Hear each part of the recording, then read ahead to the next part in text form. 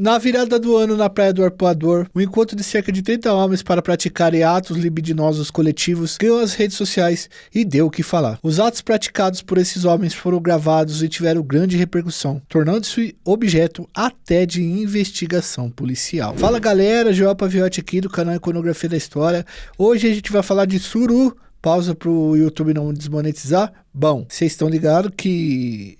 isso que a gente vai falar, a gente vai trocar esse nome por atos libidinosos coletivos, mas tenha na sua cabeça que o que a gente tá falando é igual a música lá do Mamonas Assassinas, o Vira-Vira, tá? Eu não fui convidado pra isso aí não. Fernando, você foi convidado? Não, primo, só foi convidado pro culto só. Pro culto, é Fernando é da igreja. A gente viu essa notícia e a gente achou que era um caso isolado, mas na verdade a gente descobriu outras coisas, se aprofundou em outras paradas e acabou descobrindo que isso daí é até uma prática comum. Enfim, vocês vão dar uma olhada no que a gente tá falando aí. Edu, roda a vinheta.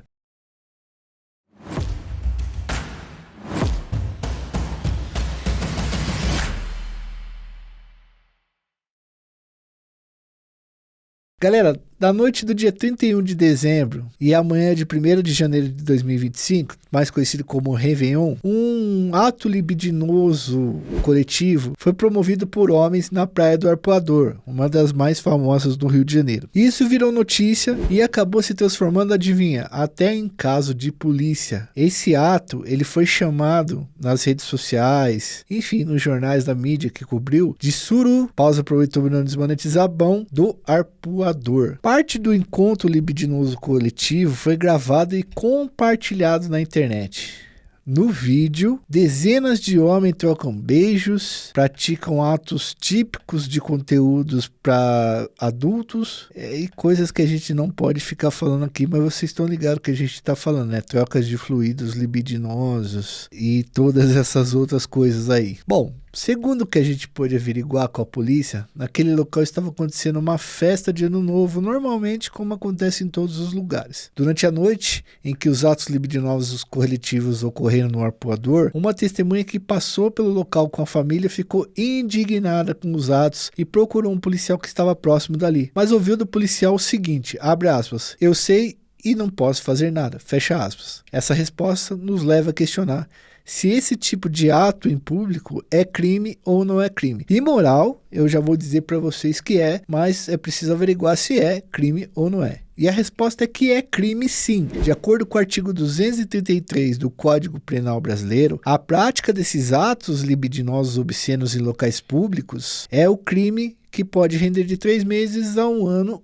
ou multa, né? Então, sim, também ninguém vai preso por causa disso aí. A questão agora é identificar os envolvidos no encontro libidinoso na Praia do Arpoador. A 14ª Delegacia de Polícia Civil, localizada lá no Leblon, abriu no dia 3 de janeiro um procedimento para investigar a ocorrência. A investigação está sob a responsabilidade do delegado Sandro Caldeira, que foi apelidado nas redes sociais como Delegato. Olha como o Brasil é completamente louco, mano. Tem a foto dele aí, Fernando. Edu, coloca a foto dele aí pra ver se ele é delegado. E a mulherada, o que vocês acham aí embaixo? Ou homens que gostam de outros homens, né? Não, mas o delegado é presença mesmo, velho. O delegado tem 191 mil seguidores naquela rede social que publica fotos, né, do Mark. O delegado Sandro Caldeira já fazia um certo sucesso nas redes sociais ao compartilhar conteúdos de seus cursos para advogados e concurseiros na área criminal, mas isso ganhou uma dimensão muito maior depois que ele assumiu o caso do Arpoador. O Brasil é uma sacanagem sem fim, 24 horas por dia. A Polícia Civil tentou fazer uso de tecnologia de reconhecimento facial para identificar os 30 homens que participaram dos atos libidinosos. Tipo assim, a gente começa a onerar a nossa polícia, que já é pouca, já tem bastante defasagem com esse tipo de coisa, né? Bom, estão tentando identificar, mas até o momento não teve sucesso nessa identificação. As imagens captadas foram enviadas para o Instituto Félix Pacheco, que faz uso de tecnologia fornecida pelo Detran para identificar pessoas, e é uma grande tecnologia mesmo. Depois, o sistema realiza um cruzamento de informações e análise de dados civis e criminais feitos por peritos, e isso é tudo feito manualmente, por isso demora um pouco. O Instituto Félix Pacheco, no entanto,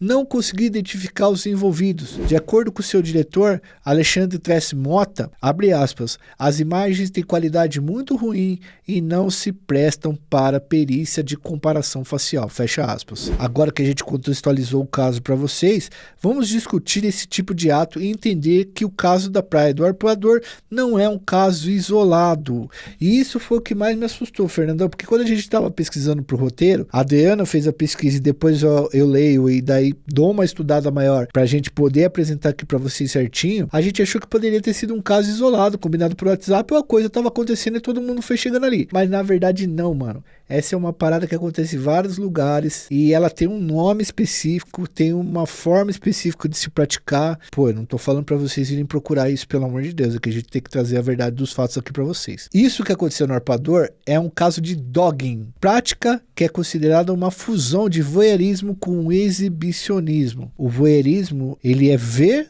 a pessoa fazendo e exibicionismo é a pessoa se exibir fazendo. O dogging é considerado um fetiche que explora os atos libidinosos em lugares públicos com direito a observadores. Tem muitos filmes que são feitos, conteúdos adultos, que as pessoas fazem o amor ali e outras pessoas estão assistindo. Essas coisas feitas em público, elas dão muito dinheiro, principalmente se feita de forma amadora, porque meio que cria um fetiche da pessoa estar andando ali na rua, como se estivesse andando na rua e vendo as coisas acontecendo. Isso não é prática incomum, mano. Eu vou falar que na minha cidade uma vez estavam construindo um condomínio e o condomínio já era fechado por muros, mas ficava aberto. Cara, às vezes fazia fila de 3, 4 carros ali para fazer um nheco-nheco, mas não tem a ver com essa parte do dogging, tá? Era só um lugar ali que dava para fazer as coisas. Essa prática do dogging a gente foi pesquisar e começou na Inglaterra na década de 1970. Antigamente ela era chamada de cruising, tá? E era restrita a homens que têm orientação sexual de gostar de outros homens. O cruising era uma gíria usada para homens que se cruzavam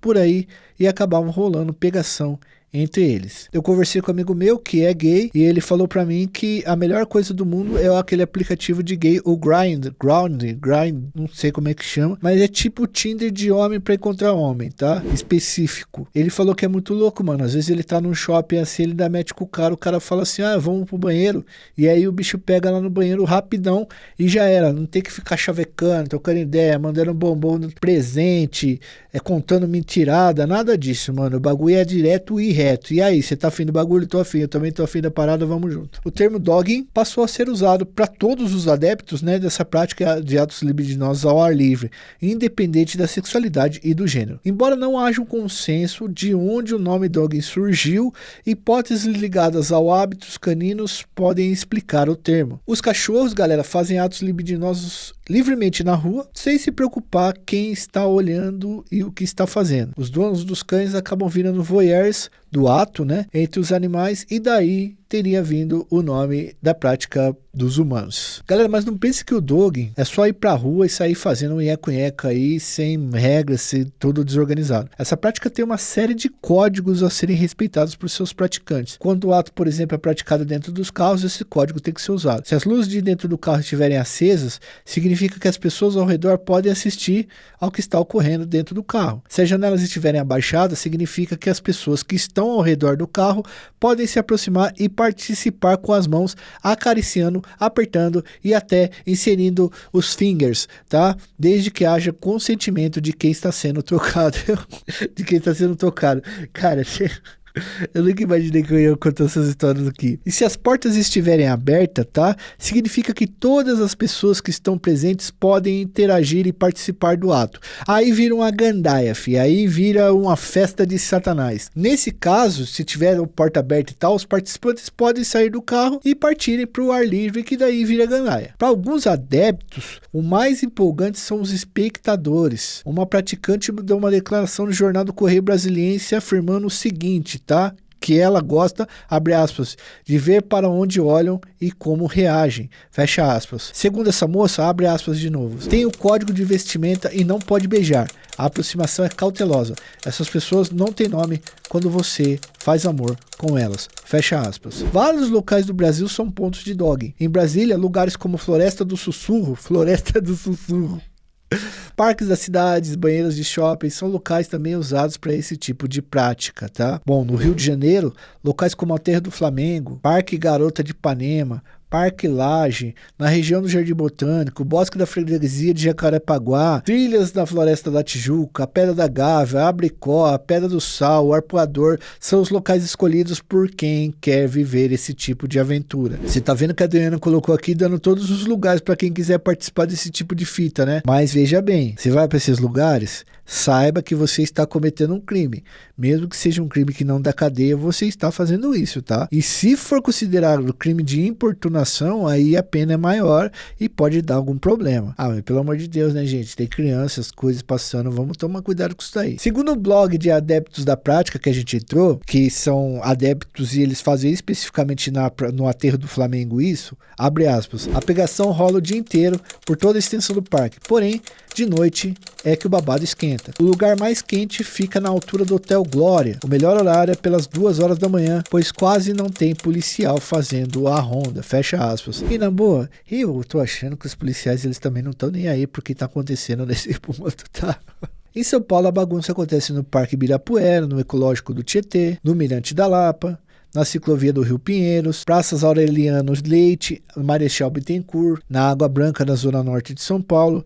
Esses são locais usados pelos adeptos dessa prática. Os caras têm grupo de WhatsApp, tem grupo de vários grupos que os caras podem participar disso daí. Normalmente os praticantes procuram áreas de vegetação mais densa, parques e praias mais desertas para a realização desses atos libidinosos. Mas não pensem que é só festa quando a gente fala desse assunto. Além desse tipo de ato ser crime, os moradores de área próxima reclamam da frequência com que esse tipo de encontro tem acontecido. Além disso, os moradores relatam que os atos têm se tornado mais explícitos, o que causa incômodo nas pessoas que passam por lugares onde a prática tem acontecido. Aliás, não é só isso, né? Você passa lá, tem preservativo jogado, roupa, outros fluidos, gritaria, sabe?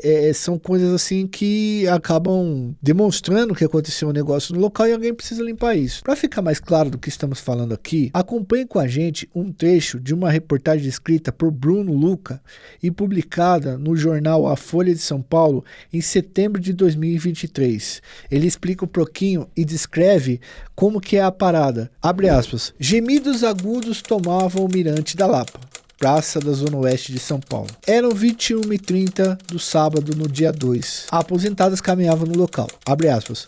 Começou, meu Deus, fecha aspas, gritou Dolores Arruda, de 67 anos. Na sequência, o grupo acelerou em direção à saída, abre aspas. O epicentro dos sons estava próximo. Abrigados por jacarandá, 4 homens e 2 mulheres praticavam os atos, enquanto outras pessoas observavam a cena, fecha aspas. Nessa descrição, a gente vê a naturalidade com que as pessoas praticam o dogging e como isso pode ser constrangedor para quem passa no local e não é adepto da prática. Não pense que estamos aqui com moralismo ou metendo o bedelho na vida da alheia, né? A gente só está apresentando diferentes questões que foram colocadas em pauta depois dos atos libidinosos coletivos praticados no Arpoador, e é importante que isso fique muito claro. Não é nosso objetivo aqui condenar essa prática ou falar que os praticantes não devem fazer. Cada um toma conta da sua vida e toma conta do seu pipi e tal. Só que a gente está falando aqui porque a gente precisa trazer. O pessoal que mora na região do Mirante da Lapa, lá em São Paulo, vive encaminhando denúncias à Prefeitura de São Paulo. Apesar dessa prática em local público ser considerada crime, de acordo com a Secretaria de Segurança Pública de São Paulo, as autuações só podem ser efetuadas se forem flagrantes. Mesmo havendo muitos vídeos compartilhados em redes sociais, inclusive em plataformas adultas,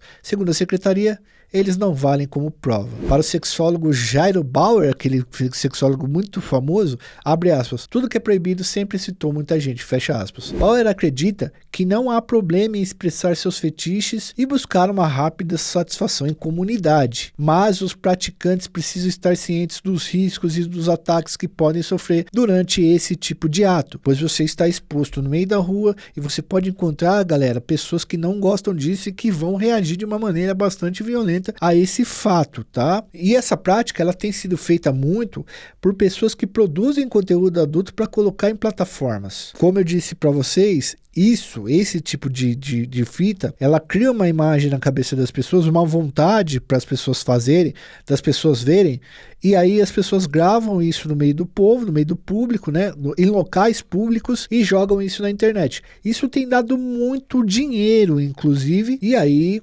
obviamente, que tem atrapalhado e atormentado a cabeça de muitas pessoas que moram perto do local. Eu, particularmente, se tivesse filho, por exemplo, não gostaria de ficar vendo esse tipo de coisa na frente de casa ou do lado de casa, ou esse tipo de barulheira, né? A pessoa tem que ter um pouco mais de noção em relação a isso, beleza? Novamente, esse não é um ato específico de um gênero ou de uma orientação sexual específica. Homens, mulheres, não binários, todo mundo faz isso daí.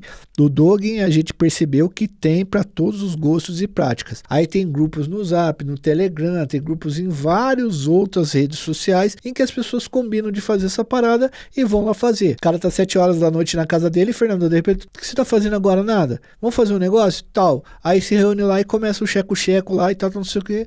Aqueles trocas de fluidos, os atos libidinosos, os coletivos, e aí a hora que você vai ver, parceiro, o barato já tá louco, já saiu do controle, já tá todo mundo vendo, todo mundo assistindo, já tá o barato em público, e aí você sabe que o barato é louco mesmo, certo, galera? A gente falou dessa história porque como teve bastante repercussão agora no começo do ano, a gente resolveu dar uma estudada para ver como é que isso se desenrola. E o delegato ainda está investigando, e qualquer atualização no caso que tiver, a gente traz no @JoelPaviotti lá, que é o nosso atualizador de notícias na rede do Mark lá, que posta fotografias geralmente. Prometemos que a gente não vai publicar nenhuma fotografia explícita lá, até porque não pode. Mas como eu disse para vocês, o objetivo desse vídeo não é incentivar essa prática, mas é trazer conscientização para vocês que ela acontece e é uma questão sistemática.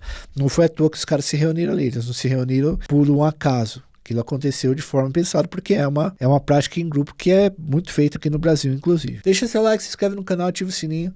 Se possível, ajuda a gente no Apoia-se, galera. A partir de R$2 vocês ajudam a gente a produzir cada vez mais e cada vez melhor. E melhorar toda essa estrutura aqui para vocês. E se possível também, por menos de uma lata de refrigerante por dia, vocês conseguem nos dar uma força para a gente continuar produzindo cada vez mais e melhor. Vire membro do nosso canal e ajude a gente no Apoia-se, que toda sexta-feira vocês têm conteúdos exclusivos feitos pelo nosso canal aqui. Um forte abraço a todos, fui, valeu, até uma próxima.